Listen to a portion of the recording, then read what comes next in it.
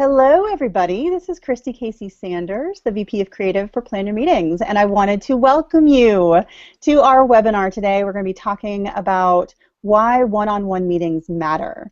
With me is Eric Olson from Zerista. Say hey, Eric. Hi, Kristi. Hi, everybody.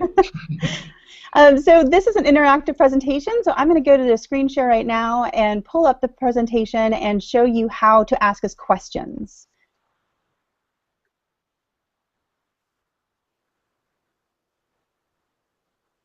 Watching this, you might notice that in the viewing window, you have a little Q&A button that's on the upper right-hand side. So if you click that Q&A button, it's going to pop open a viewing window. And that viewing window on the right-hand side of that, if you look all the way down at the bottom, there's a little green button that says Ask a New Question. You can click that and it'll open up this little box. So enter a question that you'd like to ask and hit submit, and then we will be able to see it. So throughout this webinar, we'll be able to actually respond with you and interact with you in live time. If you don't see the green option to ask a question, it means that you're not signed in to Google+. So you can either sign into Google+, or if you don't have a Google+ account, it doesn't matter. You can still interact with us. Just send us a tweet at PYM Live. Or if you're watching this after the fact, you can also leave a comment on the YouTube video because it will be archived on youtube.com/planyourmeetings. And you can add comments there at any time and we can respond to them. So without further ado, let's get rolling. Eric, can you tell us a little bit about the current state of B2B events? Yeah, Kristi, it's an interesting situation and sort of at the core of what we're talking about today. So over the last 12 months, there's been a lot of research that's come out for the first time, really good research on the event space, and there are some fairly dramatic numbers, including the fact that globally companies are spending $526 billion, billion with a B, on events every year. And for B2B marketers, events continue to be the top spend area, so spending 21% of total budgets on events. And with content marketing being all the rage right now in B2B, events still lead the way, so 3 out of 4 folks that are doing content marketing say that events are really the key to that. So events continue to be a big, meaningful thing, but as this quote says well, there's still really a love-hate relationship for B2B when it comes to event.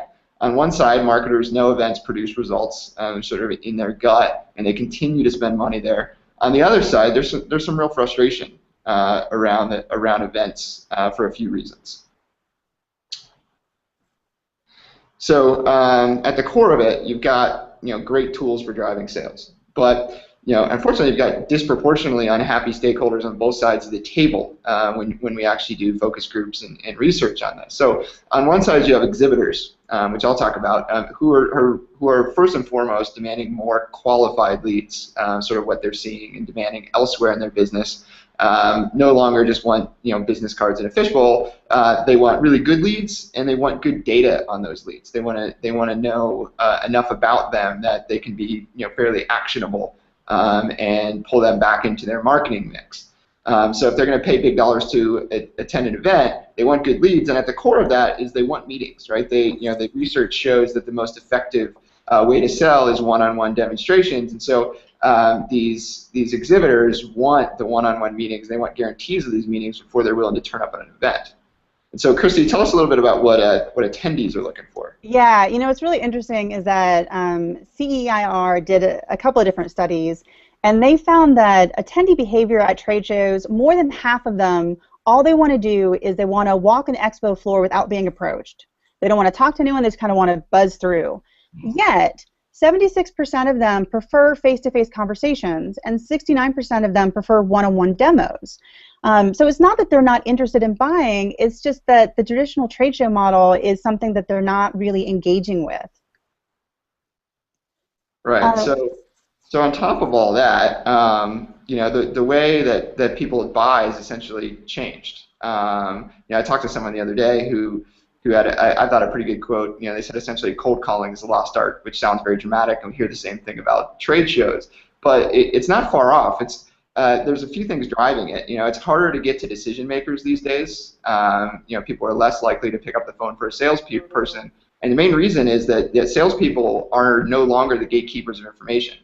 Information is readily available, including a lot of the information that used to be at events. So buyers have the power now instead of sellers. And so, getting face-to-face with people in the sales process is really the new key to success. And so that brings one-on-one meetings to the forefront as being not just a reason people attend events, but in a lot of cases, the reason they attend.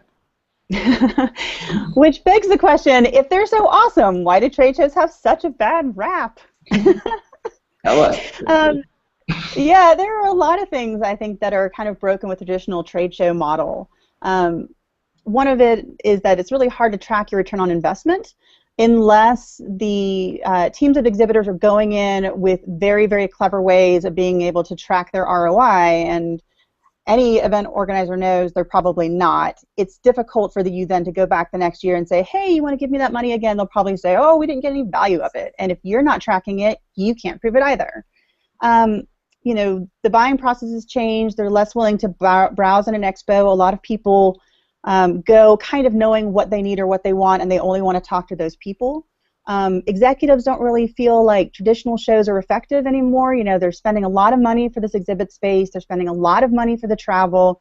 They're losing a lot of money with people being out of the office, and they're getting reports back from the people on the floor that, well, there are a lot of tire kickers. They just came by and they grabbed all my tchotchkes and they left. And so it's starting to feel like it's really disconnected from other marketing and sales techniques. Yeah, and also disconnected from the marketing mix. So, as marketing automation and CRM become ubiquitous in B2B, events are kind of a notorious black hole there. So, not only kind of disconnected from tactically how people execute, but disconnected from the actual marketing mix. So the good news is that there are some ways in which we're fixing trade shows. One is using new trade show formats, and the other thing is using new data-driven technologies that help us track ROI. And not only from an organizer standpoint, but from a sponsor and an exhibitor standpoint, so that we can actually say with confidence, this is what you got out of it, and be able to track the business that they get. So to talk a little bit about some of the new formats that are available, when we think of a traditional model, you have booths and people trying to walk by really quickly without making eye contact. So a hosted buyer program is basically where the attendees are pre-qualified. They have to have a certain amount of buying power or prestige or needs before they're allowed to come. And they are hosted by the people who are going to be on site, and they're required, once they come on site, to meet with a certain number of people in one-on-one meetings. There are also reverse trade shows where, for example, we see it in the meetings industry. Instead of the meeting planner going from table to table, the buyer themselves is actually seated at a table, and then the exhibitors come by and talk to them. There are also appointment-based trade shows where you have a certain amount of time and a certain number of appointments that can come in there, and so people either are match made or they're able to request their own matches to fill up those slots. And then there are speed meetings, and speed meetings are something that we use with planner meetings right now, where everybody meets everybody, and you have a little bit of time with everybody just to see if there's a synergy. And then there is a little bit of time left at the end for follow-ups and more in-depth conversations if there is a match. Eric, do you want to tell us about the other two options? Yeah, one format we're seeing quite a bit of now is mainly because it is really hard to get to, particularly C-level executives now. We're starting to see organizations use a combination of content and one-on-one meetings to bring people in. It's a concept that a lot of our customers call boardrooms, where marketers pay to get in front of a group of 15 or 20 really targeted C-level executives, and then they pair that model with a one-on-one meeting model. I'll give an example of that in a minute, so that those boardrooms then lead into face-to-face meetings around a sales topic. And the other interesting thing we're seeing in the investment world is it's often been hard to kind of bring together investment with new opportunities. And generally, we've seen events where there were pitches to a room of investors. We're starting to see that take a one-on-one meeting format, where investors are scheduling meetings with folks presenting investment opportunities and doing what we call little micro pitches. So really technology-enabled so that they can select just the investment pitches they want to see, or just the investors that are most likely to participate, and do meetings that are completely based around really pairing those two groups up, and it's been extremely effective. Great. Well, we have a couple of examples now. So, and I wanted to remind the people who are viewing virtually, if you do have things that you'd like to share, or if you've got questions about anything we're talking, please do ask us questions. You can hit the little Q&A button in the corner, and then it'll pop out a dialog box, or you can tweet at PYM Live, and we will see those live comments. Take it away, Eric. Yeah, thanks, Kristi. So just to expand a little bit on one of them, so one of the companies that's doing this is called the Channel Company. So they were formerly part of UBM. They're the voice of the IT channel, so deal with marketers in that space, but also the CTOs, CIOs, folks that are the leaders in that space. And so they've been doing this for years, and they started with expos, like Kristi mentioned, where people would kind of wander around and see the different marketers, and then realize that people were kind of demanding better ROI, and so they started moving to these boardroom formats that I just talked about, and then more recently have moved to one-on-one meetings. So in recent years they've added a hosted buyer style meeting format to their meetings. Their rules are pretty loose. They've got high-level folks, and so they really empower their exhibitors to set meetings with these folks. They establish some times at the meetings outside of session times. They don't conflict with that, where people can schedule 15-minute meetings. So they preset the times, they preset the time blocks, and then they allow their folks to use an event app to look at who's there, learn a little bit about them, and schedule the meetings that are most likely to happen. So allows folks to come to the meetings, so the marketers have preset meetings when they get there.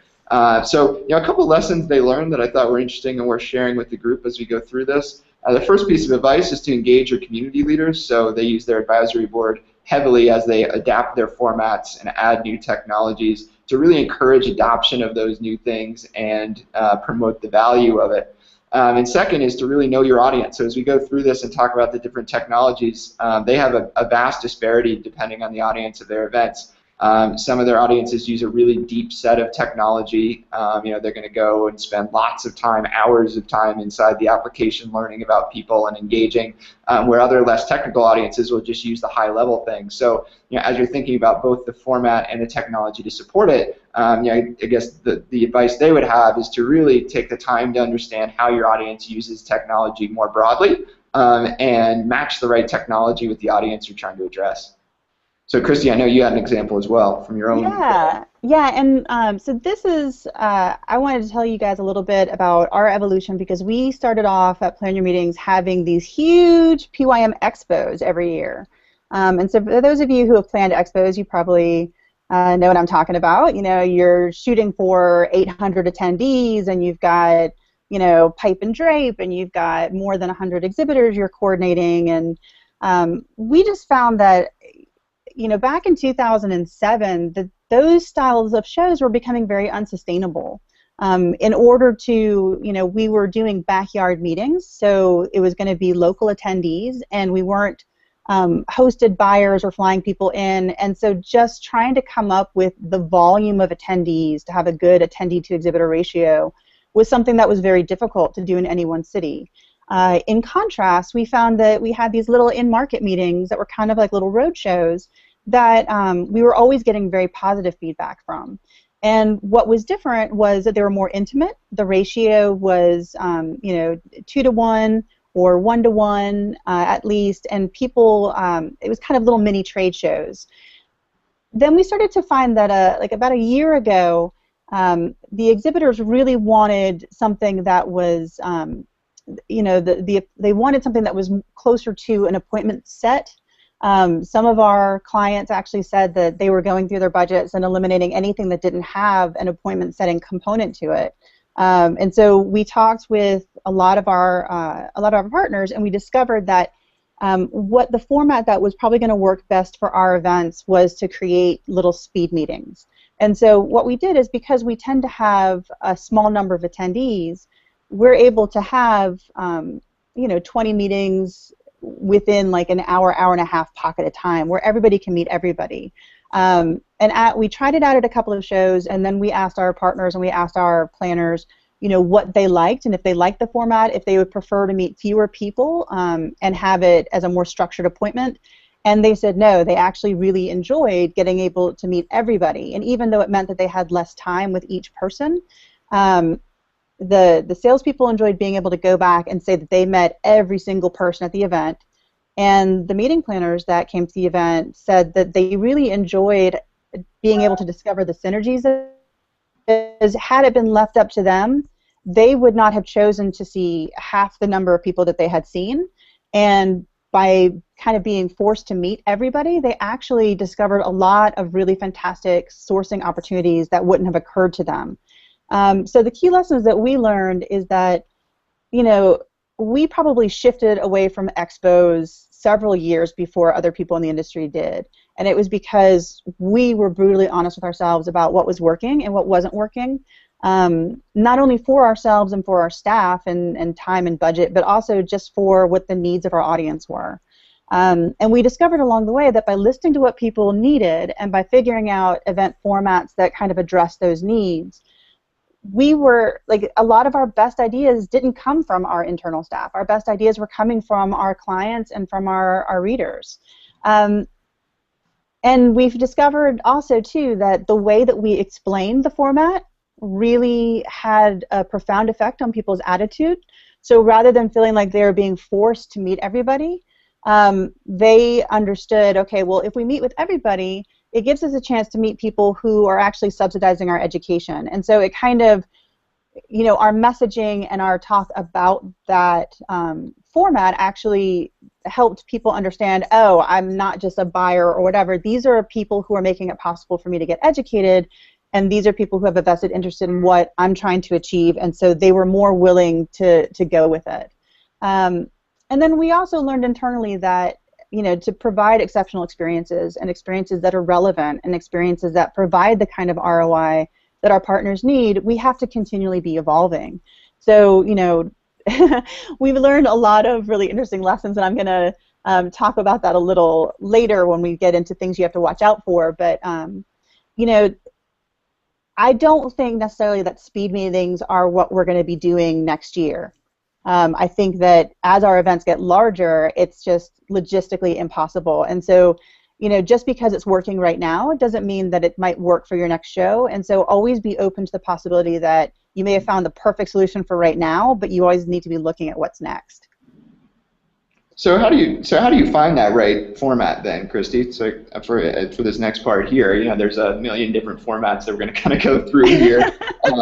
How do you recommend going and finding the right format for your audience? Well, it's funny. I think that when it comes to elements of meeting and event design, the answer is always it depends on what your goals are. What are the goals for meeting? What are the goals for the exhibitors? What kind of ROI do they have to walk away with? What kind of time restrictions do you have? What kind of location restrictions do you have? What's the profile of your attendees? What's the profile of your exhibitors? What kind of matches are they looking for? What are they comfortable with? What do they hate? I mean, there are all sorts of different things you have to kind of take into perspective. That there's no one-size-fits-all answer, and that's why there are so many different alternatives to the traditional trade show model right now. I think it really depends on, are you, what do you want people to walk away feeling or doing or having, and that's going to dictate. Right. Did you have anything that you wanted to add to that? No, I think you're going to expand on it this next slide. Yeah, I mean, there are some definite things that you have to look out for. Just because you have an appointment-based trade show does not mean that everything's going to be completely awesome. There's one that I went to that was a hosted buyer program, and it was all appointment-based. And then there was time if you didn't have an appointment, you could kind of walk the floor. But for the people who were on the floor, they really kind of felt like a different cast of citizens. So I think you really need to think about, okay, if I'm doing a hosted buyer program, how do I avoid segregating my attendees? At this particular program, they didn't even offer like food or water or anything for the exhibitors. So they were on a trade show floor for 8 hours a day without anything. Like if you wanted a bathroom break, you had to sprint to the bathroom. It was a miserable and whenever I mention it, many people would agree with, soul-deadening experience. which is why I'm not going to mention what the name of the show is. So, also be really careful, because I think there's a lot of conversation that's happening right now about hosted buyer programs, and just the fact that words have a lot of power. So when you stop calling someone, a meeting professional or a planner, and now all of a sudden they're a hosted buyer, you have a tendency to commoditize the relationship. So you don't want people to feel like they're not human beings, and I think that some show organizers are so focused now on delivering the ROI that they're forgetting a lot of the human-centric elements that I think are very important. Audience match, one of the reasons why we kind of chose to steer away from the appointment setting is because we knew that depending on what city we were in, some of our exhibitors were going to be way more popular than others. And so a lot of times when you have these programs where you're guaranteed a certain number of appointments, you may have 2 or 3 appointments that are relevant to you, and then the organizer just had to stuff it with a bunch of other people just to make sure that you got the appointments you paid for.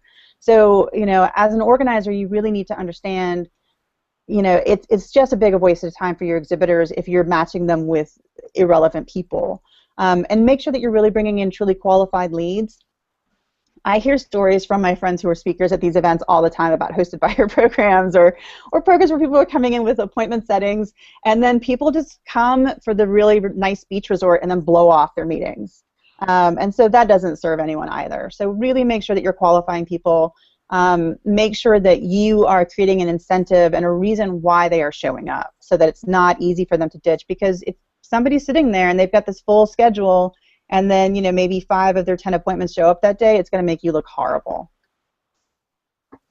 Yeah, and I really, you kind of hit on this earlier, Kristi, and I really like this quote from Bill Jones, who we talked about his program earlier. But we were talking about sort of all the talk about sort of the fact that trade shows are dying and this fear factor. And he kind of begged for some levity on it, and said that eventually you reach the point with anything where a customer is going to ask, how do I get higher ROI? And you just need to be ready for whatever's next, and we can't always predict that. And so that's kind of what we're here today to talk about, is what are some of the things that are working, and just be ready to evolve as the market does, I guess. Yeah. So let's talk about making sure the right meetings happen, Eric. Yes, let's. Yeah, so far we've kind of been talking about creating the right product, right? Making sure you have the right format, you get the right people in the room, and so really the art of this then becomes making sure the right people meet with the right people, essentially.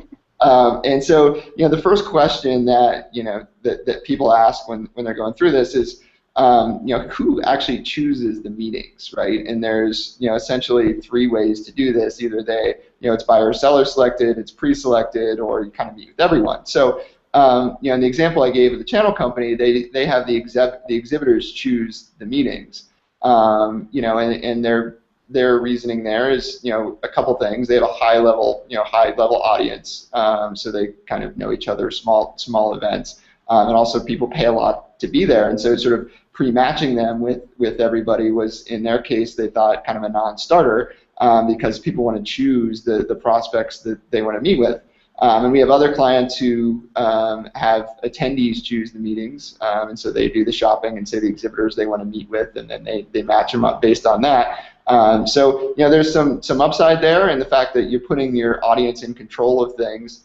I'd say that the downside that we saw is that those formats do require quite a bit of oversight.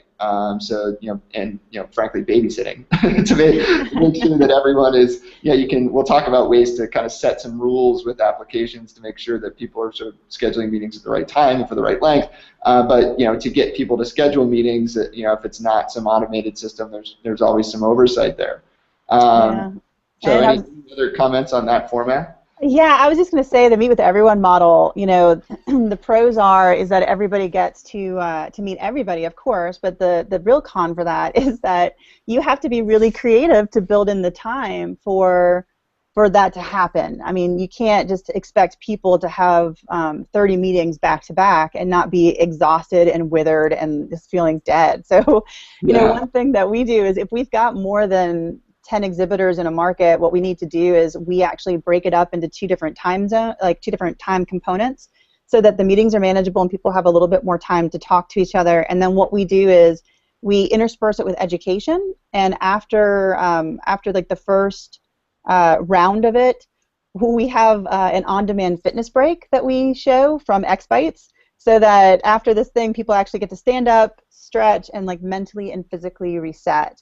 And at a lot of our events where there might be longer periods of time where there are rotations, we make sure that there's past hors d'oeuvres and past drinks so that people can get the food and beverage that they need.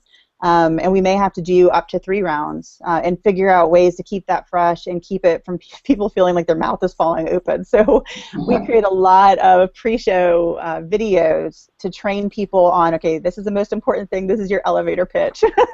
Because otherwise they show up and then it's like by the time they actually get to the point, they're out of time. So that's something that I think is an important consideration there too is the type of meeting that they're having, right? If it's about buying an enterprise software solution, for example, a 6-minute meeting is probably not going to cut it. And so it's knowing how much time you have in your event and the types of meetings that need to take place and creating a format that's going to work for that, right? So I guess the third one we talked about that we haven't talked about is sort of automated matching. So kind of think Match.com for business.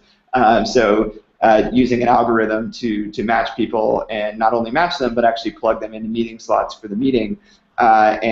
We've seen sort of mixed results there. Some people really love it. It's obviously easier for the organizers, but you do open yourself up to the complaint of, well, hey, I didn't get the meetings that I wanted. And so need to be ready to deal with that and either move people around or have some way of sort of setting priorities. And so it does open up sort of Pandora's box as far as a lot of complicated rule sets and algorithms and things like that. So along with that, it's so once you've kind of got the meetings in place, right, and the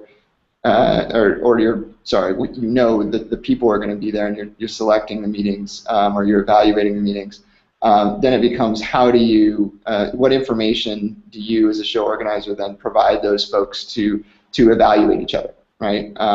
And so at a high level, if you go to the next slide here, Kristi, at a high level, technology is really enabling us to provide a lot more than we have in the past. So, you would generally go into these things, and not that they've been around for hundreds of years, but you go in and get a book with information of all the people that are going to be there, and you can kind of page through. But technology is giving us a lot deeper information on those people, and so as a provider of these events, whether you're using algorithm to drive people into meetings when they're manually selecting it, technology is giving everyone access to more data with which they can personalize and set target meetings. So that includes biography, general bio information, resumes, all the way to social profiles. But also includes really event-specific goals, right? So looking at interests, buying power is an important one. So how much do they have to spend? Generally, you'll see this kind of in ranges. So I don't want to have a 20-minute meeting with someone about enterprise software if they have a $1,000 budget for the year. So making sure that the budget is in alignment, and then other data points along those lines to really allow people to narrowly target their ideal meeting candidates before the event. And so, then the next stage of that is, sort of talking about setting the meetings is, the tools that actually allow you to make matches, right? And again, this kind of ranges from everything from just basic directories. So we've seen the approach of providing people with a directory with some of the information you saw on the last slide, where they can just select the people that they'd like to meet with, and then the event planner does their best to schedule them with those folks. Up to algorithms, which you talked about, so matching algorithms that not only match based on interest, but also plug people into slots. And then there's an emerging class of event apps with really built-in meeting scheduling tools that allow people to kind of do all of that, right? So to really browse through the folks that are going to be at the meeting, set meetings based on the rules of the event, and manage their schedule right on their mobile device. So before the event, I know who I want to meet with. I have the power to set those meetings, and they automatically comply with the rules of the meetings at the event. Then when I get to the event, I just pull that same schedule up on my mobile phone. I usually know how to navigate. So put your audience in the driver's seat. And then also, the more automated it is, for the folks that are on this webcast, the more work it takes off your team, and gives you more visibility as a team into what's happening, so I can see what meetings are happening when. Yeah, it's interesting because a couple of other things are like the really patient volunteers, which I think a lot of event organizers are still trying to do the matchmaking by hand. And anyone who's done that, even if it's just 50 people that you're trying to match, it's a nightmare. We have an upcoming event for the Society of American Travel Writers, and it's something that I do site selection for, and I've helped plan for many years because I'm a member of the association. And we're doing a joint meeting with the Canadian chapter that starts on Monday, and they have a hard time getting people to their marketplace, which is kind of their version of a trade show. And so their solution has been to make it mandatory, which feels really fascistic, and to also, because our chapter, we've never had a problem with people showing up. People know we've got two classes of members, we've got writers and we've got PR people, and the writers, that's part of your business obligation when we're at the meeting, go and talk to people. And but their chapter, so they wanted to have all these meetings, but we don't have the budget to hire someone to do it for us online, and we've got 50 attendees, and so this one woman said, I'll do it. So just watching the nightmare of just gathering all the story ideas from the PR professionals, creating some kind of online portal where all the writers could go, making sure all the writers made their requests by a certain amount of time, and then make sure that the PR professionals request the writers by looking at what outlets they write for. It's a pain. So if you can look at, this is one way I think in which technology has really made life so much easier for people. Because also too, at shows like that, you also tend to get these big printed directories of people on the floor and what they offer. I know the first time that I went to one of their national meetings, they gave me a giant, I swear to God, it was like 110 pages, and each page was a story idea from a different exhibitor. And it was just impossible. I think I maybe sat and I missed the first 10 minutes of the trade show because I was trying to make notes, and then I love the fact that things can be on your phones now.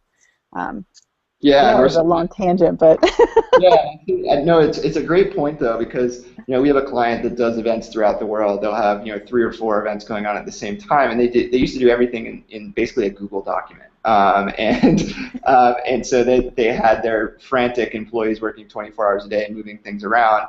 And then they applied our application, which sort of pairs the two things. So we've got, on the back side, we've got a way for an admin to see a quick view of all the meetings that are happening. So I know what's happening, who's declining, who's meeting with who. And on the front end, though, they're now enabling people to schedule the meetings, make their choices on their own. And so the challenge was, or the fear, I guess, when we talked to a lot of folks was, if I give up to technology, I kind of lose the control. And I think what we're seeing is that technology today, the newest meeting technologies are providing that great front end for attendees and for exhibitors, but they're not losing kind of that back end visibility. So when someone does come up to the desk and say, hey, I've got to take a call, I need to move this meeting, you can easily do that for them. Or if someone's not meeting their obligations, you can know that right away. Nice. Well, let's go and start talking a little bit about the ways in which you can be scheduling meetings. So there are some certain rules that you should keep in mind. Eric, do you want to cover the time rules, and I'll take location rules? Yeah, we're going to talk about time rules and location rules. So, first around time, there's really 3 things that always come up, right? So, yeah, the first one is the length of the meeting. So how long should each meeting be? I talked about things to think about around that, but is it a 15-minute block? Is it a 5-minute speed meeting? Is it a 25-minute meeting because it's something more significant?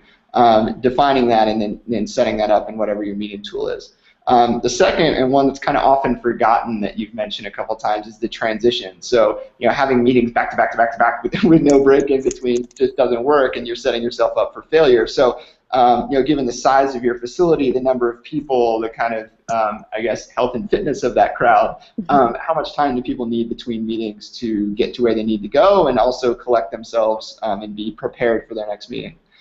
And then also, when do you not want people to meet? So this is one I think that people forget about. So they they have a combination of content and one-on-one meetings usually at a lot of the events that we see. And some people get very irritated that one-on-one meetings are being scheduled over their sessions. So be very clear and set rules around when people can have meetings and when those locations are available for meetings, so that you don't end up with a session with 3 people in it because everyone's off having one-on-one meetings. So if you really define those things well, you'd be in good shape. So you want to talk about locations, Kristi? Yeah. And so also think about the places where they're meeting. I think one of the missteps people have made also too is making it too difficult for people to actually interact with the exhibitors, or they think that, oh, if I put the food in here, then people will have to come in and get the food and then talk to my exhibitors, and that's not necessarily the case, as many people who have attended those trade shows can tell you. So think about the places where they need to meet. Do they have privacy concerns? Are these longer meetings? Do they need to take place in a room where there can be really fast wired internet and some kind of video display, or can it take place where you just need a table and 2 chairs? Avoiding the overlap of people feeling they're being pulled in 2 directions, making sure that if there are privacy concerns, that you're not using rooms with air walls or having people directly together, and make sure that your layout's logical. A lot of times these kind of appointment set meetings still happen in a huge convention hall. And what happens is, if you're not making it easy for people to find out where the exhibitors are, people are probably going to show up 10 minutes late for their appointment. So the Soul Deadening trade show that I had referenced earlier also was a big offender on this, in that it was international, right? So you had people from Africa and Mississippi and all over the place, and instead of having, okay, this row is going to be the Middle East, and this row is going to be Asia, and this row is going to be Eastern U.S., and this row is Central States, they had, and they didn't create enough transition time. You would have a half-hour block, and when that block was over, your next block started right immediately after that, and you're in this massive exhibit hall, and you're having an app that doesn't load its interactive map fast enough, and so you can't, the technology is failing you, you don't have enough time to go get water or food, and there's no logistical layout that you can come up with to hang your hat, because you may be sitting talking to Dubai, and Taiwan is right next to you, and right next to Taiwan is Atlantic City, and then, so it just really consider, how can you idiot-proof your layout so that, maybe it's tech tools are here, and things that connect people are here, and just however it makes sense, find a way that makes sense in your layout thematically, so that even if someone gets lost, they can look up and be like, oh, this is the green group and I need the red group. And so that'll keep them from getting lost and getting frustrated, because you want everyone to have a good experience, and if people are frustrated because they're late, or because you put the rooms too far apart, or you didn't leave enough time for people to transition and get there, then the people who sit down for the meetings are not going to be in the right frame of mind to be receptive to what their people are trying to share with them, and that's going to reflect badly on you as an organizer too. Great. Yeah, just I guess one more thing there, just from a technology perspective, is we kind of talked about avoiding overlap. A good meeting app these days will basically treat locations like people. It's not always the case where you can have a table that's assigned to a single group, and so you don't get overlap. And even when it is, I've been at events where all of a sudden there were 3 meetings happening in the same booth, and it was really ineffective. So you want to make sure you have a mechanism for showing when rooms are blocked off, and being able to schedule meetings so that you don't get 3 meetings happening in a small area at the same time. Cool. So do you want to talk to us a little bit about the scheduling tools that are available? Yeah, absolutely. So along those same lines, you get into creating or leveraging tools to set the meetings, right? And so there's a few things, I guess, to call out that are important to consider when you're looking at a technology to use. So the first one is being able to preset meeting blocks. So we talked about not having meetings over sessions or having transitions built in. So making sure that you can set off the time and duration of meetings, transitions, and times when you don't want to meet. Second is being able to have a tool for finding when people have availability. So being able to look broadly at a schedule, and it might not have the specific detail of what that person's doing at that time, but be able to see that, hey, they have a pending meeting at that time, maybe I want to choose another time, or they have a hard meeting at that time, or they've declined. Being able to see that as you're scheduling it, so it's not a trial and error process of scheduling meetings. And then, one thing we've seen is that, we talk about one-on-one meetings, but they're often not. It's, depending on kind of the nature of the meeting, there may be 3, 4, 5. We've seen up to 20 people in one of these meetings. So, having a tool that allows you or the other meeting participants to add the right people to the meeting. The last thing you want is for people to get together, two companies that really should be talking, and then have them walk away with not much because the wrong people met. So being able to pull different people into a meeting. Which leads to the second one is particularly, or the next one, particularly as an exhibitor, I need a mechanism for then assigning contacts. So often I might have different people that are coming to the show than I originally thought, or I have specialists at the show that deal with specific segments in the market. And so making it easier for your exhibitors to assign the right people to the meetings. One, so the right people are in the meetings. Two, so that you as the planner aren't stuck in between. And then one of the most critical elements that's kind of often left out of the solutions that are available today is being able to pull your meeting schedule into Outlook or iCal or whatever you're using to manage your schedule. One of the common frustrations we heard when we were doing market research is that I don't like switching back and forth from my Outlook calendar that has most of my meetings to my meetings calendar, which is in an app. I want a way to easily sync those couple of things up so that I've got one schedule for the day.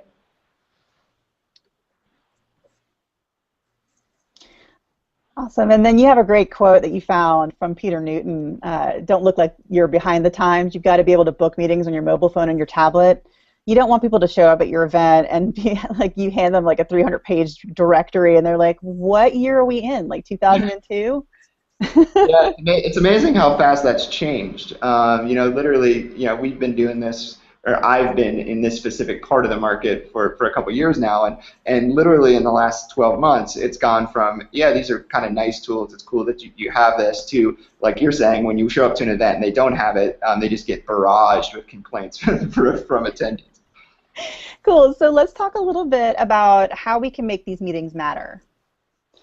Yeah, so we talked a little bit about as kind of the pre-meeting process and evaluating people and kind of looking what they, what different folks you might want to meet with. But one of the unique values that technology is bringing to events is the capability to go deeper, right? So you for years you've been able to quickly view someone, and we've seen people kind of, like you talked about, page through a guide to look at who's there and learn a little bit about them. But technology really unlocks a much deeper understanding of what makes that person tick, right? So event networking apps not only provide basic biographical information, business card information, but they give a peek inside of what the person's really about. So you can look at their Twitter feed. If you look at my blog, you can get a really good sense for the things that I'm interested in. Look at my social media profiles, both professional and personal, to get a sense for who I am. So I kind of give the example sometimes that knowing someone that is a CTO from X Fortune 100 company is great. Knowing that they grew up in your hometown and are a fan of the same sports team is another kind of icebreaker. And so that's a really powerful way to get beyond kind of the small talk and into a deeper conversation, a deeper relationship really quickly at these meetings. And I know, Kristi, you had some ideas kind of beyond the stuff that technology enables that you've seen to help kind of break the ice to get the meetings kind of rolling. Yeah, absolutely. One thing that we've done, well, actually there are a couple little things that we've done at the PYM Live events, because we always try a couple of experiments in each city just to see how it works. So we have these little name tags, and when people register, what they do is they put in what their superpower is or their superhero name. I think I'm getting feedback maybe from your computer, Eric. Did you do something different? I don't think so, but I'll... Okay, well, you're muted, so when you start to talk again, make sure you unmute yourself. So what we did is at registration we asked people, these things, and then we share it on the name tag. So that's a fun little icebreaker. We've also played with having little toys that we drop just on the tables, and we don't necessarily even tell people what to do with them. And so it's just during the dead time when they're filtering in, they've got these little tables with these just colorful plastic shapes, and they build really gorgeous sculptures. And then throughout the event, like as they're rotating different tables, like it becomes a little thing where they're helping each other add things to each other's sculptures, and then they've got these really cool little art installations at the end of the event. So those are a couple of things, and I did want to just note that if you're looking for an online program that is matchmaking, try to make it as, try to select something that integrates very easily with a social media component where people can just connect it to their LinkedIn profile and it pre-populates, or connects it to the Twitter and they pre-populates. Because if you go with a solution where people have to actually build their profiles from scratch, they're so whether it's an event app or an online matchmaking service, if you can do something where they just push a button and it imports it, that's the best kind of solution. So Eric, you may want to unmute yourself because we're going to talk about sticking to the schedule.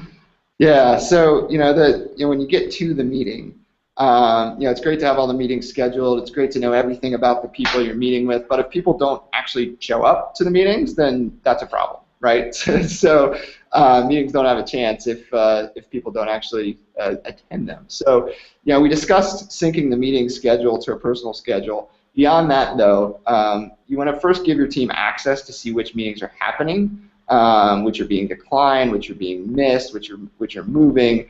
So you can quickly see trends of people who might not be fulfilling their commitments and maybe just showed up for the free beer. So really providing a visibility into the event so that you know what's going on. And then beyond that, you want to communicate. So one of the great things that technology's done for meetings generally is made communication a real-time kind of thing. And so by using a meeting-enabled event app, event organizers can communicate changes to the schedule through push notifications in real time. So if you are getting behind on your meetings or a session ran long, you can really push something out to let people know of any of the changes that are coming. And then also you've got messaging features within there so that often if I'm really engaged in a meeting, it might run a little long because I want to see an extra feature in the demo, or I want to talk about something else. And so being able to send a message through the phone without having to give away contact information, which could be used inappropriately, I can quickly dial it up, send a message to someone that, hey, I'm going to be 5 minutes late for our meeting, or can we move our meeting? Be able to go, as we talked about, adjust your schedule on the fly. So really making it kind of a real-time communication between everyone at the event makes everything run a lot smoother and makes sure they're going to have less missed meetings. And then along terms of making things more effective and being able to increase the ROI. Hey, Eric, could you mute your computer again? Yeah, I don't know what's going on. Sorry about that. That's all right. So a little Google Plus tip, you may want to have headphones sometimes. Even if you're testing, eventually you'll get some weird feedback. But so it's really important as an event organizer that you have access to data so that you can see how many meetings are being requested or how people are using the platforms, how they're interacting with each other, what they're doing, what they're sharing. Because this is going to help you not only improve the organization of your event, it's also going to help you kind of figure out where the trouble spots are. Another thing that is really useful for the show organizers is, not only knowing what meetings happened, but where the people are. And this is where beacon technology is really fantastic because for those of you who aren't familiar with beacons are little devices that can run off of Bluetooth or Wi-Fi or NFC, RFID, and you just place them in different areas, and they not only can tell you who went by and who interacted with the data, because each beacon can be coded with a specific message. So as somebody passes by the exhibitor booth, they can get the materials from that exhibitor on their phone. And so the beacons will actually tell you who accepted it or who walked by, but you don't necessarily know specifically who that individual is until you start to tie it with an event app. And now more and more event apps actually are integrating this beacon technology. So you know immediately, you can look in real time and see, did Jane show up for her appointment? No, she also missed the one right before. Okay, I'm going to go find Jane and see what's going on with her and make sure she's not on the beach. So it's, there's a lot of really cool reporting that can happen. And also just being able to see what the schedules are. And if you're, 2 weeks out and there's somebody who's coming and they haven't made all of their appointments, you can see that and you can nudge them. If there's an exhibitor that hasn't filled out their profile and they're not getting very much traction, you can look at that and be very proactive and say, hey, you know what? You're not getting the response that you probably want, but I think if you do these 3 things, it'll help you out, or, so it helps you kind of, before the event even happens, find the soft spots and be able to work that out. So, Eric. Yeah, so on the exhibitor side of things, as we talked about earlier, the desire for good reporting, good analytics is higher than ever. And so, the question is, what do exhibitors want? And, at the core, the problem they're trying to solve is, a really basic one. I mentioned earlier, I think 80% of leads from trade shows typically don't get followed up on. And so for exhibitors, they want the data to understand, 1, what happened at the show, and 2, they want enough data where their sales reps are excited to follow up with the lead, right? And so, one of the things that technology is enabling now is passing more than just credit card information, or sorry, business card information, rather. So previously, you'd scan someone's badge when you met with them. That would send your marketing manager back at the office a report of, you met with Eric Olson, he's the CEO of Zerista. Now you can send a lot more detailed information. So we talked about using interests and using social media profiles to really better understand people. You can now pass that information along with notes on the meeting that you had back to a field sales rep, back into your CRM, back to your marketing manager. So that as a marketer, you're connecting this, what used to be a dead zone of events, back into your sales and marketing mix in a meaningful, data-driven way, so that 1, you've got good measurement, and 2, your sales reps are much more likely to follow up.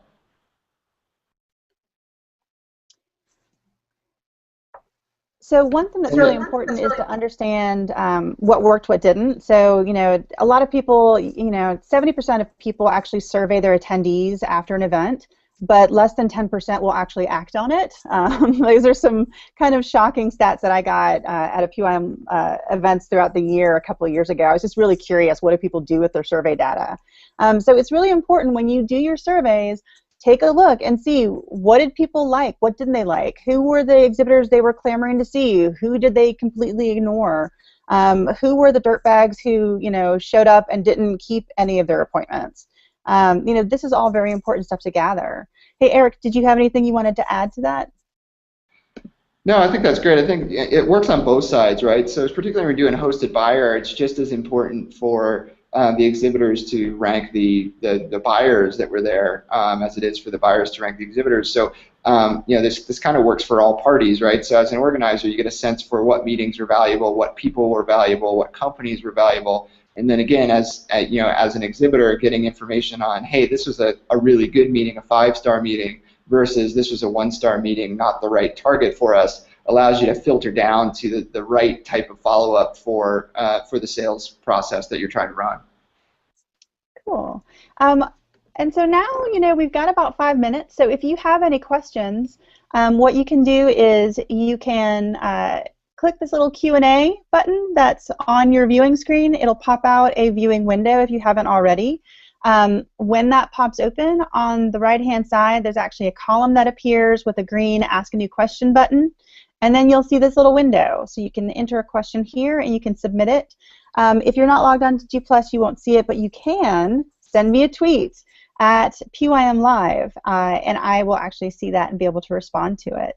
So I'm going to jump out of my slide, my screen share function, so you can actually see my face again. I'm just curious, what were things that you heard today that were valuable to you? What were things that surprised you? What are things that you can't wait to try? What are questions do you have?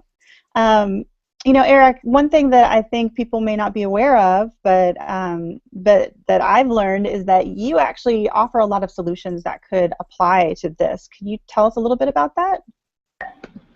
Sure. Yeah, at Zerista, we've been Zerista started as kind of a community platform for events, and then has evolved into a broader event app. And one of the things that we discovered in talking to folks in the market, a couple years ago, was that there were a whole bunch of one-on-one meeting tools out there. There are a whole bunch of tools, kind of to facilitate the process of seeing that schedule and knowing what's going on at the event. But there was nothing that brought it all together, right? So we've got the only multi-screen event app out in the market today, so both native mobile and web-based, that can facilitate the process end-to-end, right? So providing a tool where people can go in, see who's going to be at the event, learn a lot about them, set the meetings based on the rules that the meeting planners established, and then carry all of that information, conversations, everything else over into the meeting to their mobile device, and then after the meeting have something that's very portable that they can take along with them, so they remember who they met with, what they thought of those people, and be able to carry those conversations further. So we feel like we have a pretty good, unique solution to a lot of the challenges we've been hearing from people. That's exciting. Well, thank you so much for co-presenting with me today. Well, thank you. And thank you, everybody who has been watching virtually with us. So I'm going to just mute you for a second, Eric. Sorry. And I just wanted to remind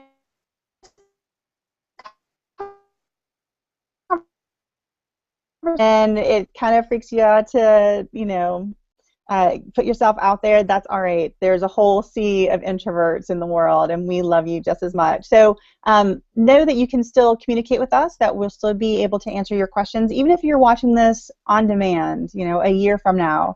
Just add a comment in the video section for this video, and we will get back to you. So thank you so much for spending your time with us today. This session is being reviewed right now by the CIC, so I will have information about the strategic domain and the clock hours for you soon. So if you do need a certificate of attendance, if you're pursuing a certification or renewing one, do let me know, send me an email, tweet at me at PYMLive, and we'll make sure that we get you proof of attendance for this. So plan well and prosper, friends.